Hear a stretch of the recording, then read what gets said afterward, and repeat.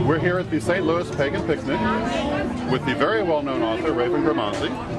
Hello. And, well, let me ask you, are you having a good time at the picnic? Having a great time. First time in Missouri, and really nice community.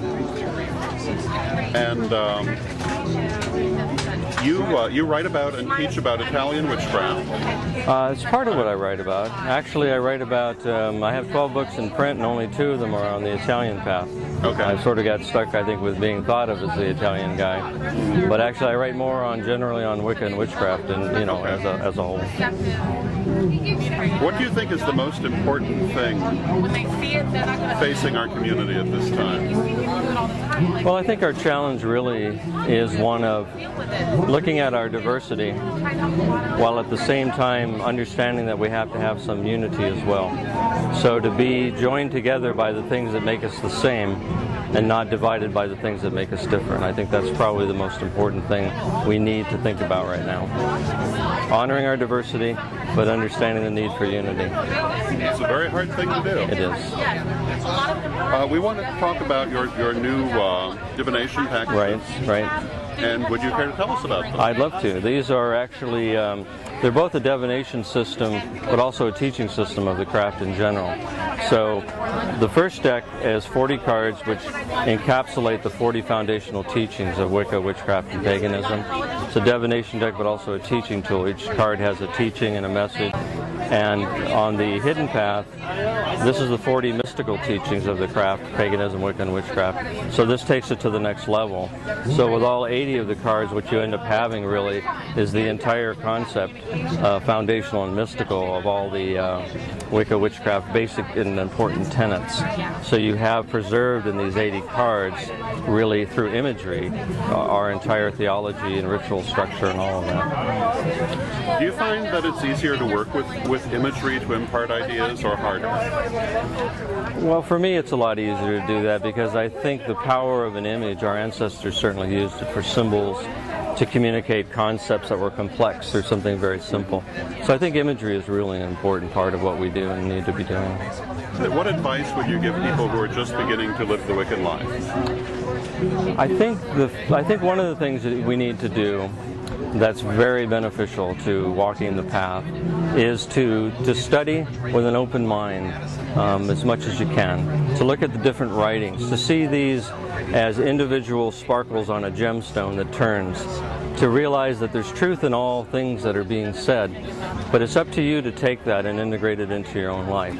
So look to the wisdom of your elders and look to the wisdom within, and join the two together on a daily basis in a journey for your own personal enlightenment.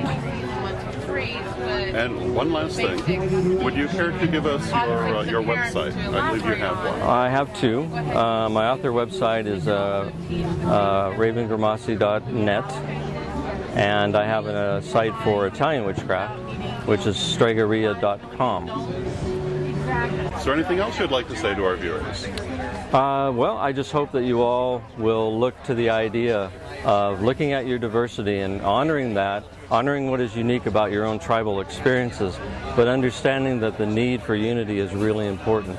When we look at messages of the past, the Romans were able to conquer the nations that they conquered because they were able to keep the tribes divided, and so they could never unite in mass against the Romans.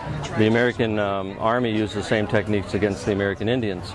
Keep the tribes hating each other, keep them fighting with each other so they can't unite. So I think as we look now, especially in a very conservative time, I think we need to know that we can honor our diversity but still stand together as a people united in our commonalities. Thank you very much. Thank you. My name is Charlene, and I'm co-chair of the St. Louis Pagan Picnic. We're getting towards the end of the event. Yes. How did it go this weekend? It was fabulous. We couldn't have asked for better weather. We had over 60 vendors. Our workshops rocked. We had lots of authors, including Raven Grimassi and Stephanie Taylor. Ellen Dugan was here, River and Joyce Higginbotham, Elizabeth Barrett with Pagan. We just had a ball this weekend. And now this is the 15th annual? Yes, it's the 15th year of this event, and it started from being a very small picnic into almost a free 2-day festival. And this is a free event? Yes, it's absolutely free to our goers. Of course. The merchants help support it, and yes. And you get donations from the community? Donations from the community are a really big part of our process. And with the raising of park fees and everything, we're going to have to be asking for more donations, but they can donate via the website or here at the picnic, or if they contact one of our members. Now, can you tell us a little bit about, you said it started from a very small picnic. Can you tell me a little bit about the St. Louis community? Sure. The St. Louis community is a really outgoing community. We have a lot of outreaching events. There's Pride Day, of course. We have Pagan Picnic. There is Coffee Coven, which happens in a local Barnes & Noble. There are events going on put on by Four Winds Fellowship, Yarrow Coven, Harmony's Flame. We just have a lot of stuff going on in the area. Now, do you feel that most of the people who come here are pagans and Wiccans already, or are there some people who aren't? Actually, I think this year we had probably a 20% non-pagan crowd. We had a lot of press from the Alton Telegraph and the St. Louis Post-Dispatch, plus KMOV Channel 4 did a little blurb about the picnic.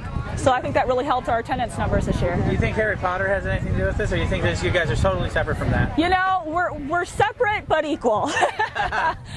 If somebody wanted to come out because Harry Potter piqued their interest, we're glad to talk about them, what paganism is really all about, what witchcraft is all about, and what it's not, too. Now, I noticed that your vendors are very loyal. They've been here year in, year out. Year in and year out. Now, you had a group called Amp Guard. Yes. What do you think about them? Because they're not necessarily a pagan group. No, they're not necessarily a pagan group, but they're a really great activity for our older set of like teenagers and young adults. And they really have a good time out here. They get to go and do their little wars out there.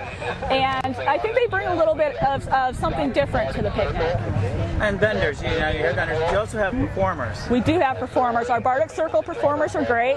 We've got people from New York and Arkansas, and I think we have one person from California this year coming out. We have names like Scott Helen, Celia's here, and they're just a great bunch of people to work with. That's terrific. How would people contact you if you need more information? Please visit our website at www.paganpicnic.org. And you can get a hold of any one of us, and just feel free to give us a holler. And now, what's the next event? I saw you. Let me get you more through. Sure. You have a Halloween ball coming? Yes, the Witches Ball. It's our second year of doing the Witches Ball. It's a great event. You get dinner, dancing, and we have a silent auction that helps benefit Pagan Picnic at the event. Tickets are $30 per person or $55 per couple. And then when's the next Pagan Picnic? Next Pagan Picnic is June 7th and 8th of 2008. Thank you. You're welcome. Join us for closing ritual. We're always sorry to see the St. Louis Pagan Picnic end, but we had a wonderful time this weekend, and we hope that you have enjoyed joining us for these videos of our experiences. But wait, our weekend didn't end here. After the Pagan Picnic ended, we went out to Trianna Temple here in St. Louis to join Lady Greenell for a special evening of initiations. I'm Don Lewis, and I'm here at the Temple of Trianna in St. Louis. I'm in town for the Pagan Picnic, which is held every year, hosted by Yarrow Coven. And we're having a number of initiations tonight, and I'd like to introduce you to some of the various people. And I'm here with Reverend Ani from Crystalline Star Temple in Cincinnati. And you're having your 3rd degree tonight. Yes. And how are you feeling? Nervous. How long ago did you have your 2nd degree? 3.5 years ago. And Or thereabouts. And how long ago was your 1st degree? Fall of 2002. So you've been working for this a long time. Yes. How does it feel to finally be here? Wonderful. Is there anything you'd like to say to anyone who might be watching? Be patient. It's not a race. And enjoy the trip. I'm here with Reverend Amore, who is having her 3rd degree initiation this evening. How are you? I'm fine, nervous. Are you looking forward to your change in Now, if this doesn't taste good. Status? Yes, yes, very much. Is there a particular reason you chose the Temple of Trianna to do this in? Green Owl was my mentor, and I thought this would be a good place to do it. And you frequently come out for the St. Louis Pagan Picnic also. Yes, And we saw you here last year. yes. And was that your first year, or No, it's been my longer? second. Okay, very good. This is my third one this year. Would you like to say anything to anyone?